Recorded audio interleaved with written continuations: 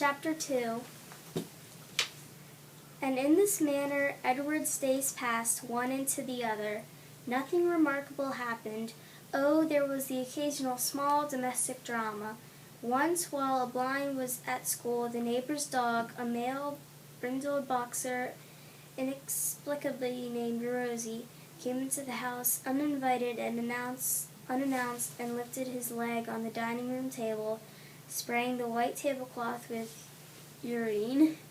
Then he trotted over and sniffed Edward, and before Edward even had time to consider the implications of being sniffed by a dog, he was in Rosie's mouth, and Rosie was shaking him back and forth vigorously, growling and drooling. Fortunately, a blind's mother walked past the dining room and witnessed Edward's suffering. "Drop it," she shouted to Rosie, and Rosie, surprised into obedience, did as he was told. Edward's silk suit was stained with drool, and his head ached for several days afterward.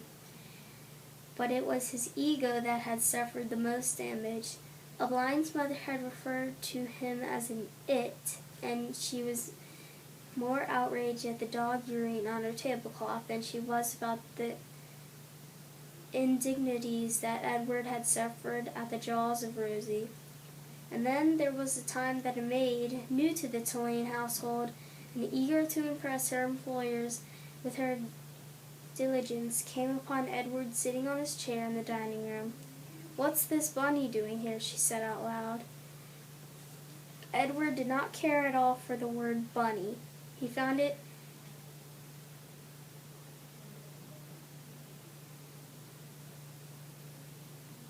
derogatory in the extreme. Derogatory in the extreme. The maid bent over him and looked into his eyes. "Humph," she said. She stood back up. She put her hands on her hips. "I reckon you're just like every other thing in this house. Something needed to be clean and dusted." And so the maid vacuumed Edward Tulane. She sucked each of his long ears up the vacuum cleaner hose. She pawed at his clothes and beat his tail. She dusted his face with brutality and efficiency. And in her zeal to clean him, she vacuumed Edward's gold pocket watch right off his lap.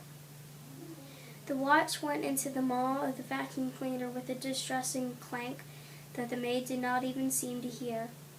When she was done, she put the dining room chair back at the table, and uncertain almost exactly where Edward belonged, she finally decided to shove him in among the dolls on a shelf in a blind's bedroom.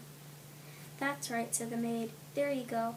She left Edward on the shelf at the most awkward and inhuman angle.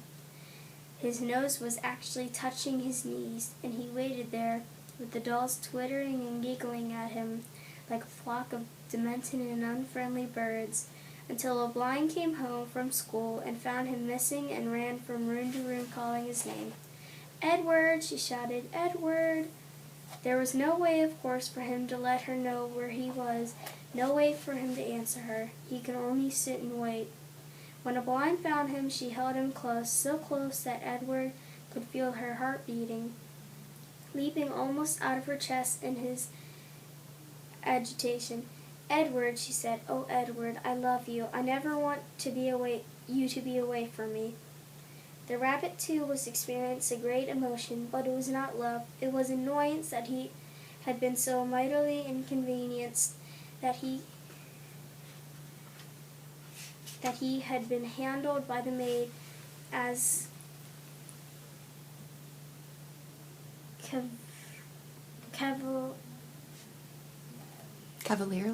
cavalierly as an inanimate object, a serving bowl, say, or a teapot. The only satisfaction to be had from the whole affair was that the new maid was dismissed immediately. Edward's pocket watch was located later, deep within the bowels of the vacuum cleaner, dented but still in working condition. It was returned to him by a blind's father, who presented it with a mocking bow. "Sir Edward," he said, "your timepiece, I believe." The Rosie affair and the vacuum cleaner incident, those were the great dramas of Edward's life until the night of a blind's 11th birthday when, at the dinner table, As the cake was being served, the ship was mentioned.